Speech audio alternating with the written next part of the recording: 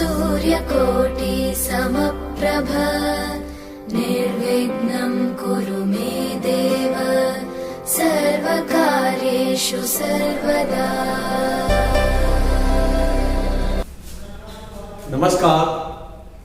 असली दोस्त गणितज्ञ होना चाहिए जो खुशियों में गुणा कर दे और दुखों को भाग कर दे, बुराइयों को घटा दे और गुणों को जोड़ दे। नमस्कार, दिनेश कुमार मालिक, कक्षा एकादशी, विषय गणित। हम जो अध्याय कर रहे हैं 5वां अध्याय सम्मिश्र संख्याएं, कॉम्प्लेक्स नंबर, जिसमें हमने सम्मिश्र संख्याओं के बारे में आज जो पढ़ने वाला है योज्य प्रतिलोम व गुणात्मक प्रतिलोम। काल्पनिक संख्याओं से दर्शाकर जो संख्या बनाई जाती है आयोटा का अनुप्रयोग करके, वो है सम्मिश्र संख्या, जिसको हम इस तरह से बोल सकते हैं z से या c से a प्लस आयोटा b। यह एक सम्मिश्र संख्या है, इसमें a और जो b है वो वास्तविक संख्या है। ठीक है, a b belongs to r। तो इन सम्मिश्र संख्याओं के अंदर आज का हमारा जो प्रकरण इस तरह से रहेगा, योज्य प्रतिलोम, गुणात्मक प्रतिलोम व इसका संयुग्मी संख्या किस तरह से ज्ञात करेंगे और उस पर आधारित प्रश्न। तो सर्वप्रथम हम पढ़ते हैं योज्य प्रतिलोम के बारे में। योज्य प्रतिलोम के बारे में, तो योज्य प्रतिलोम अर्थात किसी भी संख्या में वह संख्या योग कीजिए जिससे उसका मान शून्य हो जाए, तो वह उसका योज्य प्रतिलोम कहलाता है। ये हम ऐसे प्रारंभ में पहले भी पढ़ चुके हैं। तो कोई भी संख्या है, जैसे आपको बोल दिया 7, तो 7 में क्या जोड़े कि 0 बन जाए, -7, तो -7 7 का योज्य प्रतिलोम है। 1/2 तो क्या जोड़े, -1/2, -1/5 तो क्या जोड़े, 1/5। तो जिसको जोड़ने पर उसका योग शून्य हो जाता है, वो इसका योज्य प्रतिलोम। a प्लस आयोटा b सभी संख्या है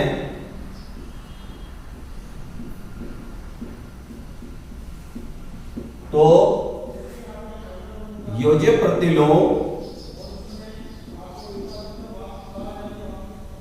प्रतिलोम बोला जाएगा माइनस का a प्लस आयोटा b।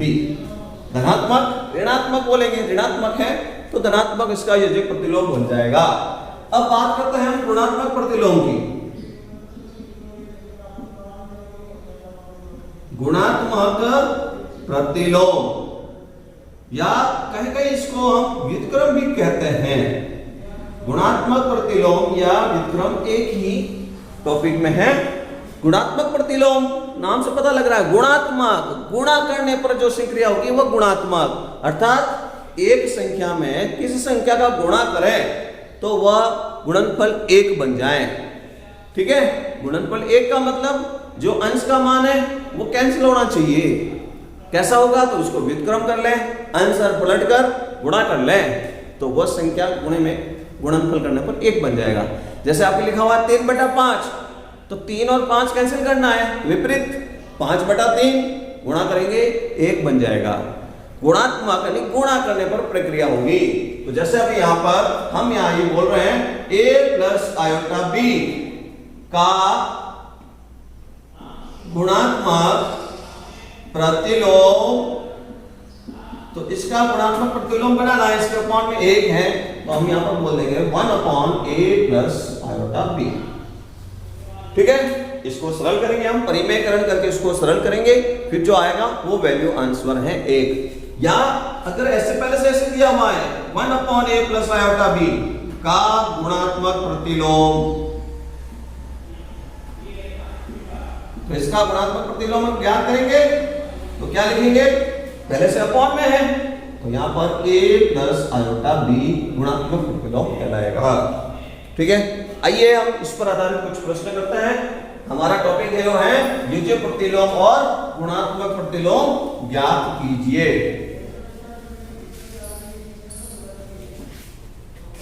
तो इस तरह से प्रश्न है, निम्नलिखित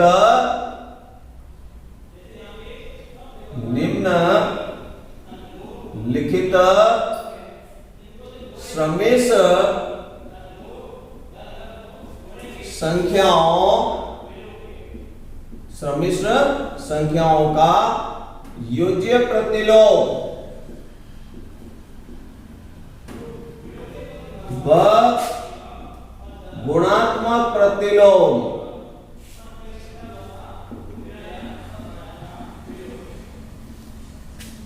ज्ञात कीजिए। तो हमारे सामने एक पहला प्रश्न है 3 प्लस आयोटा का स्क्वायर, 3 प्लस आयोटा का होल स्क्वायर है। तो सर्वप्रथम इसका योज्य प्रतिलोम गुणात्मक प्रतिलोम ज्ञात करने के लिए इसको सभी संख्या में व्यक्त करना होगा। a प्लस बी का होल स्क्वायर दिया हुआ है, a प्लस आयोटा b का रूप नहीं है। स्क्वायर क्यूब जब होता है जिसको सरल करके एक a प्लस आयोटा b का रूप बनाना पड़ेगा। तो मैं इसको विस्तार कर रहा हूं इस फॉर्मूले से a प्लस बी का square equal to a square plus 2ab plus b square से इसका विस्तार किया जाए। तो विस्तार मैं इस तरह से करूंगा 3 का स्क्वायर 2 3 और 2ab प्लस आयोटा का स्क्वायर, 3 का स्क्वायर 9 हो गया, गुणा कर रहा हूं मैं 6 आयोटा हो गया। और आपको ध्यान है आयोटा स्क्वायर की वैल्यू -1 बोली जाए, वर्गमूल -1 बराबर आयोटा, अर्थात iota square is equal to -1। तो ये माइनस का 1 यहाँ 9 से माइनस कम हो जाएगा, 8 प्लस 6 आयोटा, ये इसकी वैल्यू है। 3 प्लस आयोटा का स्क्वायर की वैल्यू 8 प्लस 6 आयोटा।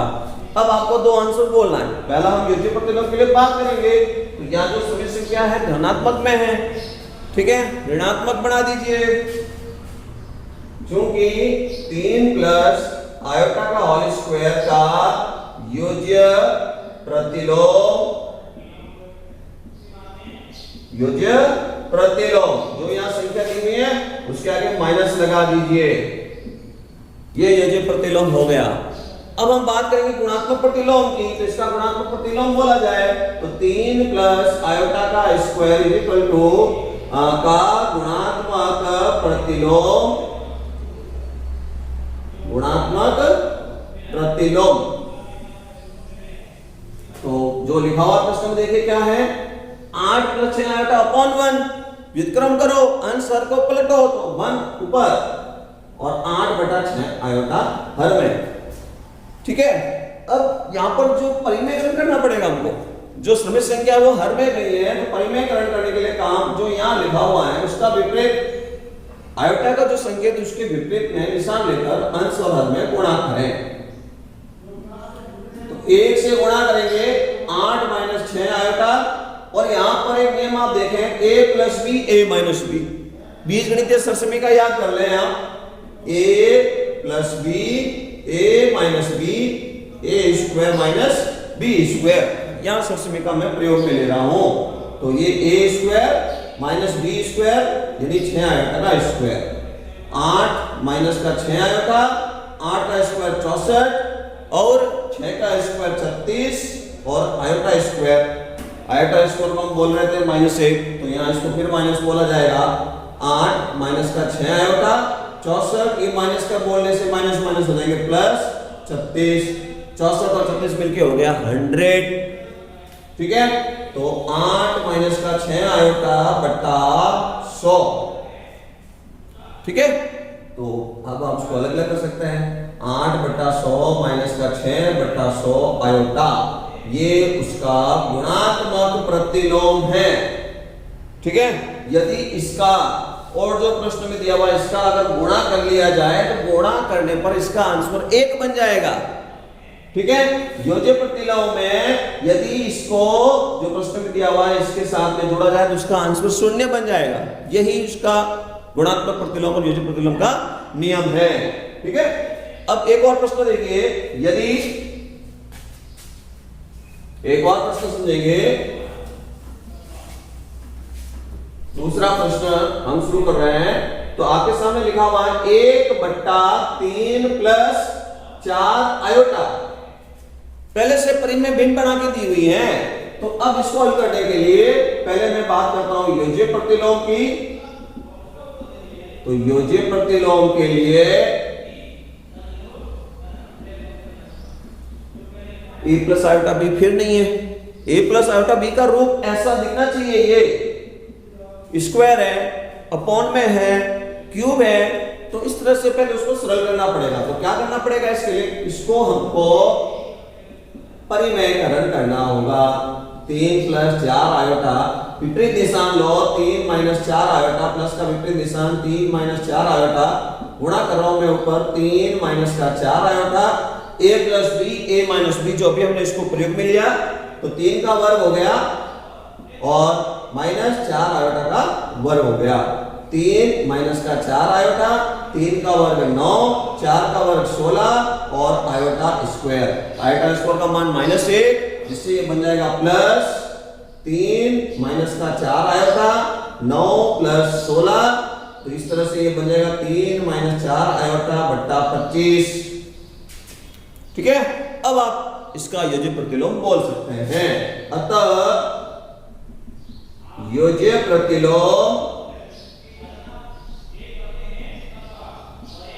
यहां जो संख्या लिखी हुई है वो पूर्णतया धनात्मक में, इसके आगे माइनस लगा देंगे।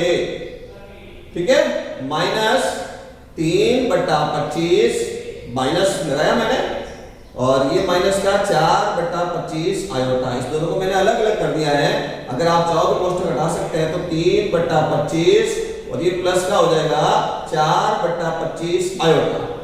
अगर इसको इसमें जोड़ा जाएगा तो इसका आंसर 0 हो जाएगा। ये जो है a प्लस आयोटा b बटा रूप में होनी चाहिए, तो ये इसका रूप है। ठीक है, इसको जोड़ा जाएगा तो आंसर 0 हो जाएगा। गुणात्मक प्रतिलोम की बात करेंगे तो गुणात्मक प्रतिलोम में इसको किससे गुणा करेंगे? ये a अपॉन b के रूप में है तो b अपॉन a बना दीजिए, तो a प्लस आयोटा b ऊपर चला जाएगा। तो गुणात्मक प्रतिलोम जो लिखना होगा, इसका गुणात्मक प्रतिलोम 1/3 प्लस आयोटा लिखा हुआ है, तो 3 प्लस 4 आयोटा इसका गुणात्मक प्रतिलोम बन जाएगा। इस संख्या का इस संख्या से गुणा करेंगे तो आंसर 1 हो जाएगा। यदि आपको योज्य प्रतिलोम देखना है तो इसको पहले आपको a प्लस आयोटा b के रूप में परिवर्तन करना होगा, जो कि ये लिखा हुआ है, और इसका योज्य प्रतिलोम है। इसको जोड़ेंगे तो इसका आंसर 0 हो जाएगा। समझते हुए लिखिए, और एक प्रश्न समझेंगे हम।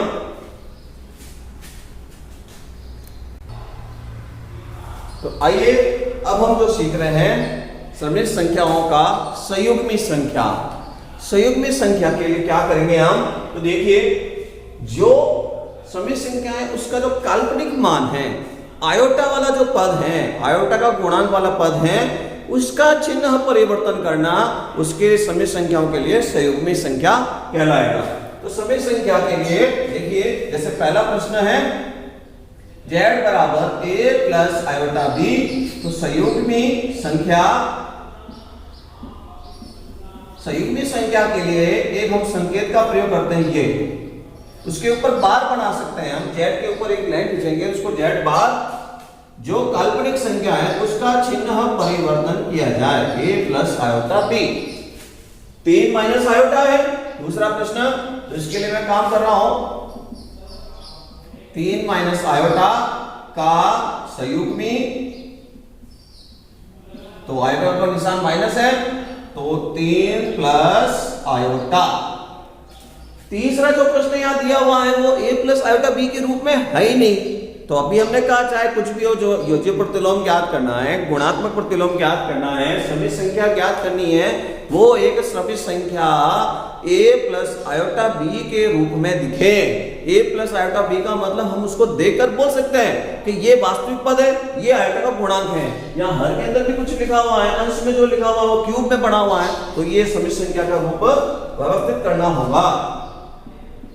तो तीसरे प्रश्न में मैं बात करूंगा, तो 2 प्लस आयोटा का जो होल क्यूब है, और बट्टे में जो लिखा हुआ 3 प्लस आयोटा, सबसे पहले अंश में ये फॉर्मूला लगाया जाए, a प्लस b का whole cube, a cube plus b cube plus 3ab और ब्रैकेट में a प्लस b हर में, तो 2 का क्यूब आयोटा का क्यूब, 3ab का काम मैं लिख रहा हूं, 3 इंटू 2 इंटू आयोटा, और a plus b 2 plus iota वापिस और आएगा a प्लस b। अपॉन में जो लिखा हुआ है वही लिखा जाएगा 3 प्लस आयोटा। तो एक बार इसको सरल करेंगे हम, तो 2 की घात 3 को 8 बोलने वाले हैं। आयोटा क्यूब को हम ऐसा बोल सकते हैं, आयोटा स्क्वायर इंटू आयोटा।